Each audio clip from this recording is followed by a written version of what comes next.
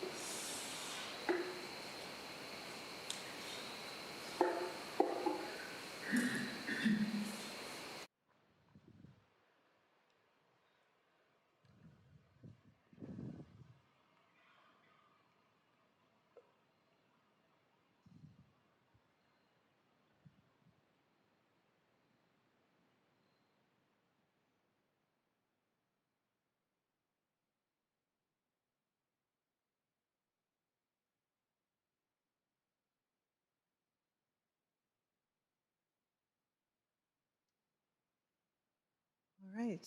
Good evening, everyone. Thank you so much for being here, along with the crickets and all the other creatures. It's a lovely fall, late summer evening, isn't it? I'm so happy to say hello and welcome to some very old friends and new friends and everyone in between. So,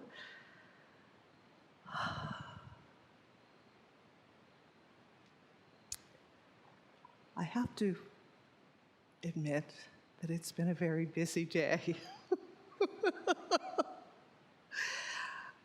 And frankly, I'm not as prepared as I wish I could have been for this talk.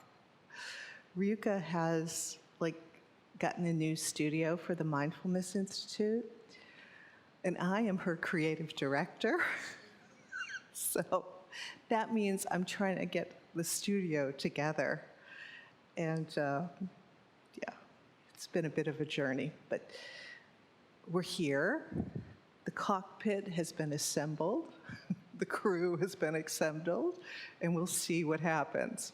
Not to mention that, I am so daunted by this book. I mean, just to put it out there. We are going to do the first koan in this book. Let's see what happens.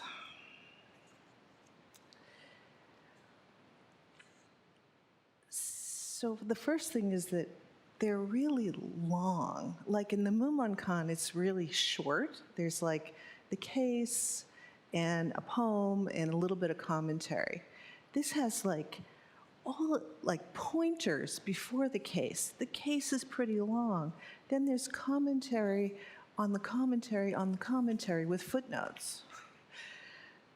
So I'm not sure where to even begin.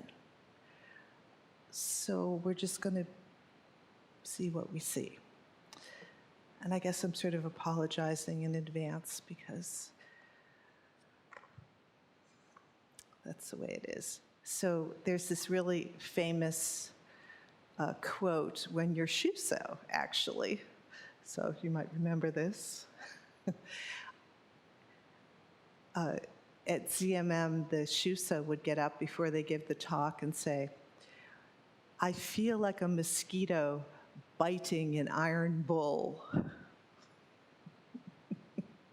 So that's a little bit about how I'm feeling about working on the Blue Cliff record. A mosquito trying to bite an iron bull. But there's something really invigorating about that, right? I mean, how many places in our lives do we get to be right at the cliff edge of what's happening, right? And also, not only to be right at the cliff edge, but with friends who are getting ready to jump with us, and we basically know it's going to be okay, right? And we know that something's going to change when we enter this case. We're not going to be the same person. Okay, so I'm going to start just reading the pointer in the case first, and then see where we go. So the pointer is first case.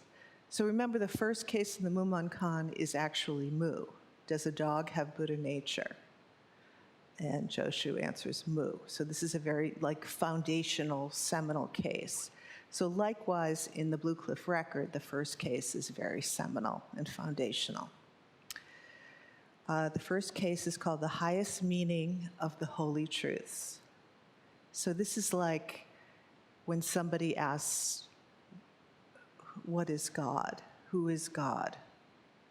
What is going on here? It's really asking for the tip of the tip of the tip of the iceberg. Okay, pointer. When you see smoke on the other side of a mountain, you already know there's a fire. When you see horns on the other side of a fence, right away, You know there's an ox there. To understand 3, when one is raised, to judge precisely at a glance, this is the everyday food and drink of a patch-robed monk. Getting to where she cuts off the myriad streams, she is free to arise in the east and sink in the west, to ride the sun, to go against or to go with, in any direction, in all directions, free to give, free to take away. And you'll remember from working on Mu, General Quan holds that wisdom sword, free to give life, free to take away. And what are they taking away? Delusions, the obstructions that keep us from our natural birthright of awakening. But say, at such a time, whose actions are these? Who is the one that is free to take away or to give? So I'll give you the answer to that one right away. You, me, we are all free. Yet we think we're bound. And the whole purpose of this book is to show us how we're free.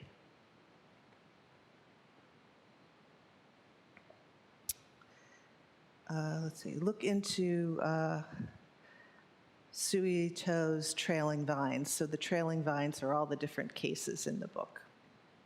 Okay, here we go. Emperor Wu of Liang asked the great master Bodhidharma, what is the highest meaning of the holy truths? Bodhidharma said, empty, without holiness. The emperor said, who is facing me? And Bodhidharma replied, I don't know. The emperor did not understand. After this, Bodhidharma crossed the Yangtze River and came to the kingdom of Wei. Later, the emperor brought this up to Master Qi, asked him about it. Master Qi asked, does your majesty know who this person is? And the emperor said, I don't know. Master Qi said, he is Mahasattva Avalokiteshvara, transmitting the Buddha mind seal. The emperor felt regret, so he wanted to send an emissary to go invite Bodhidharma to return. Master Qi told him, Your Majesty, don't say that you will send someone to fetch him back. Even if everyone in the whole country were to go after him, he still wouldn't return. So first of all, you can just feel this emperor, oh my God, I think I just missed it, right?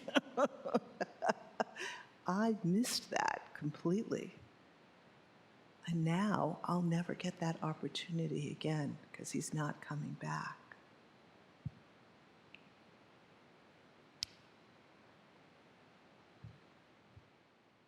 Bodhidharma, were he standing in front of him, would say, vast emptiness, nothing holy. In the experience of that regret. Now, this is really interesting. And I want to look at that a little bit. So, cast of characters, Emperor Wu. Buddhism was in China before Bodhidharma arrived, and Bodhidharma was a prince in India, and he is considered to be the one who brought Chan or Zen into China.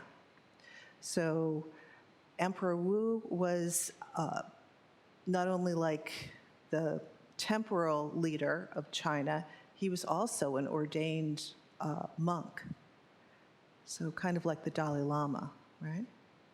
And he built all kinds of monasteries and had the best and the brightest scholars all around him, and was learning like kind of the best of the Lam Rim, right? Learning all of the theological and philosophical explanations and inquiries into Buddhism. All the sutras, a lot of sutras were up there. He was extremely well read. And he also built a ton of temples and monasteries. He was really supporting Buddhism, okay? There's a famous story before this where before he asked about the highest holy truths, he said, you know, Bodhidharma, I have built so many monasteries and so many temples, and, you know, we've really got Buddhism going on here. It's great. Thank you so much for coming. We could use another teacher, right? And so, you know, what do you think about all that? And Bodhidharma said, no merit, right? So Bodhidharma is coming, and what he's doing is he's directly pointing to the experience of emptiness, not as an idea, not as a philosophical construct, but as a reality, right? And we all know this to be true in our lives, right? We're all basically type A personalities, right? You could fill in the blank with your Emperor Wu's story. I went to school, I got this degree, I did this job, whatever. We're all in Emperor Wu's circumstance. We're probably living better than Emperor Wu was, right? I attained, you know, proficiency in this, that, and the other thing. And still, I'd say 99% of the psychotherapist office are filled with people who realize in the middle of the night, oh, what does that actually mean, right? What is going on here? Why do I just feel that black hole inside of me that nothing is going to fill?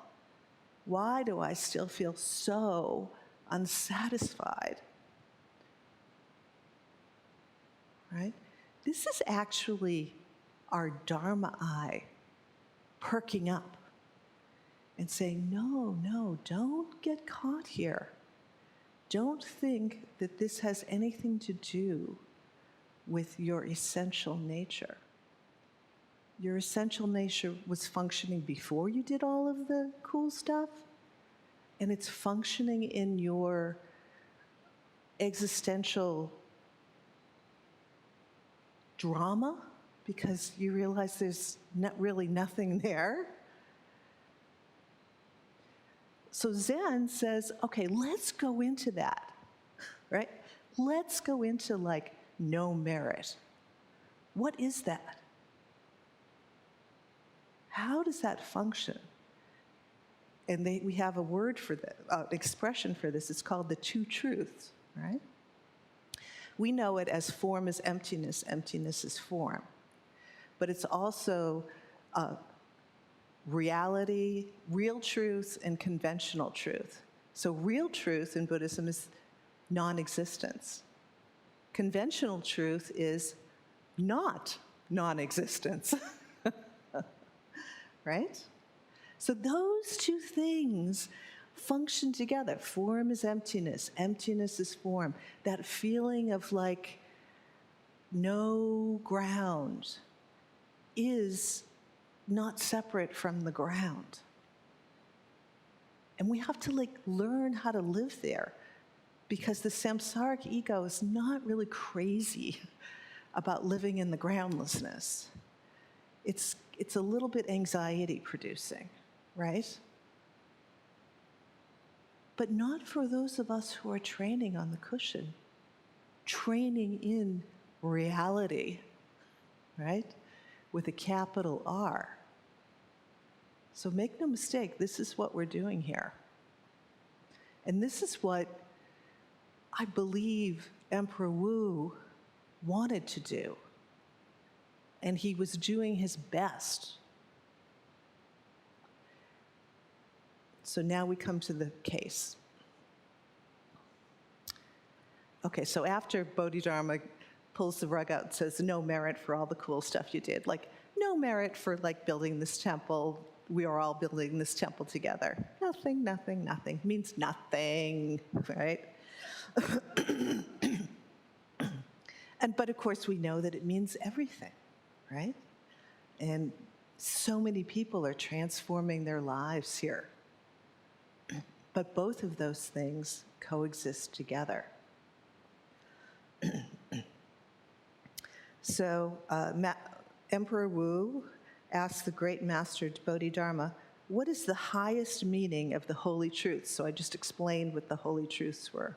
This real truth, which is non-existence, and conventional truth, which is not non-existence, like things are happening, right? So he was probably expecting Bodhidharma to give him a philosophical explanation of that. But Bodhidharma didn't. He gave him an experiential encounter with that.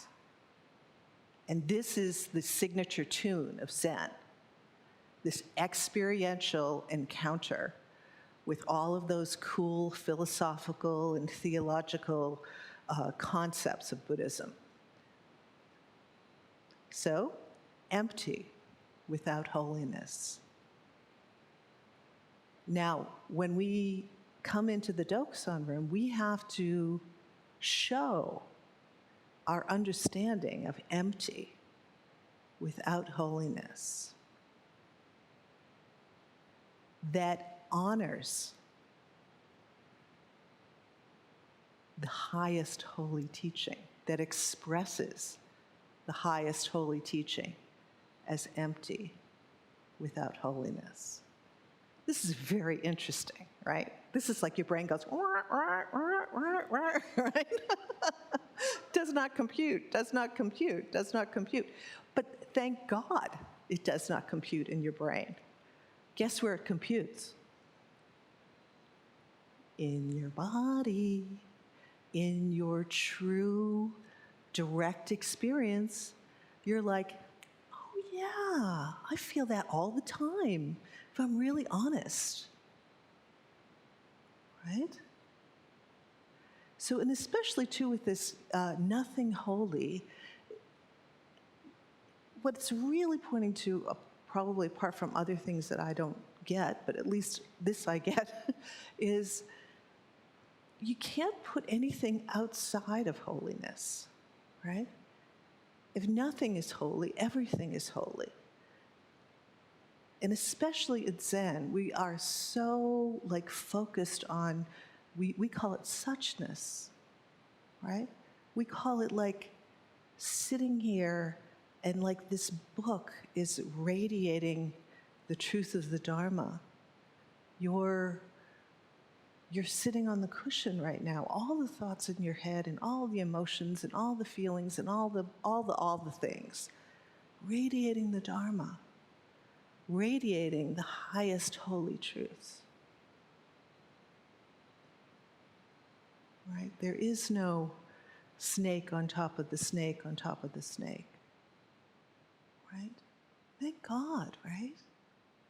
This is good news. It's all here. Right now. How do we realize that?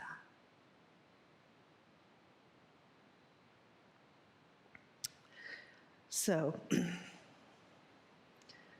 Emperor Wu is like, okay, who are you?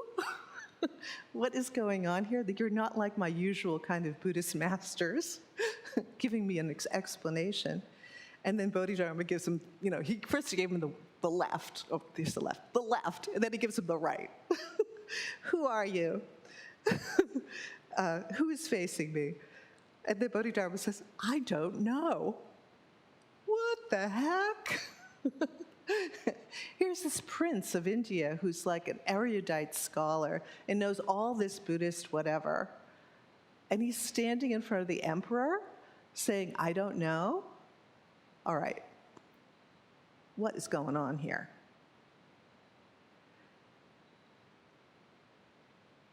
What is going on here? What is going on here?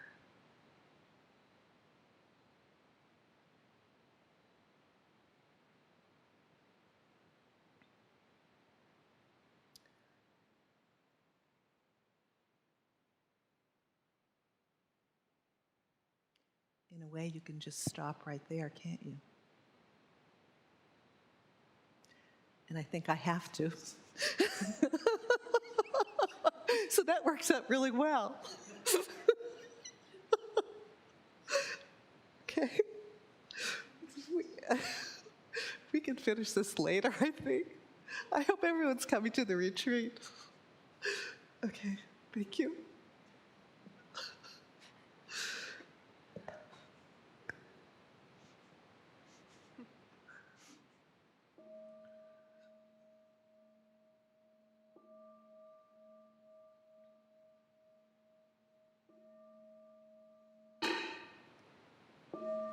Beings are numberless.